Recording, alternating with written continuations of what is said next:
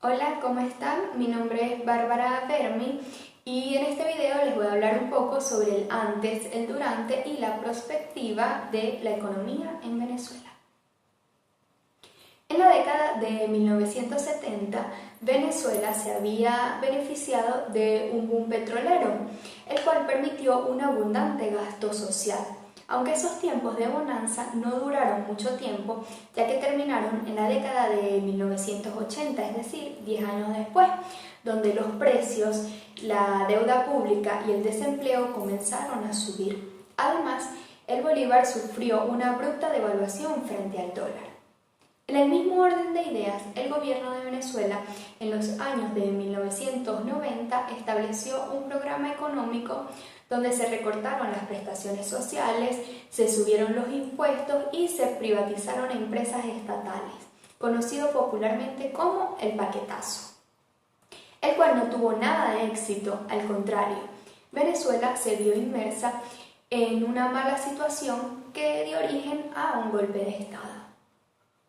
A principios de la década del 2000, la economía venezolana da un giro inesperado, y es que el precio del petróleo vuelve a subir, generando fondos petroleros que fueron utilizados para políticas populistas, con el fin de reducir la desigualdad social, creando así las misiones bolivarianas.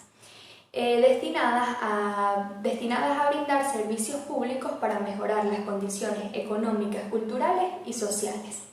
Lamentablemente, la fuerte caída de los precios del petróleo en 2007 convirtió la bonanza en una crisis de liquidez, ya que los gastos superaron a los ingresos, donde se refleja claramente una planificación deficiente de los recursos y una mala gestión gubernamental.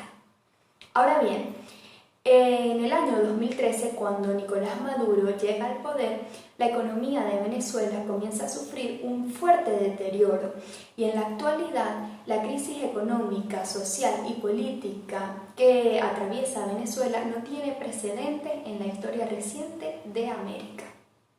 Cuando se pensaba que la economía venezolana ya había tocado fondo, llegó la emergencia por el COVID-19 para demostrarnos que no era así. Y es que la caída de las remesas, el desabastecimiento de gasolina, la cuarentena obligatoria, decretada por un gobierno sin recursos, dejó a muchas empresas cerradas, lo que se traduce en personal que no percibe salario o no lo percibe en su totalidad. Además, se dejó a la población sin ahorros, sin comida y sin gasolina. La perspectiva económica en Venezuela para el 2021 es que continúa presente el fantasma de la hiperinflación. A pesar de que el gobierno ha reducido de manera drástica el gasto público, sin embargo, el país económico que se conocía ya no existe. Se espera una caída de la economía y un aumento de las cifras del COVID-19.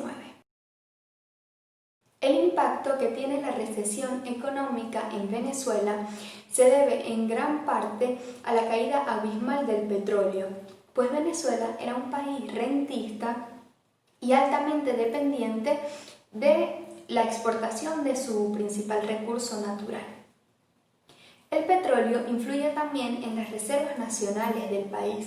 Hoy en día Venezuela cuenta con las reservas más bajas de la región suramericana.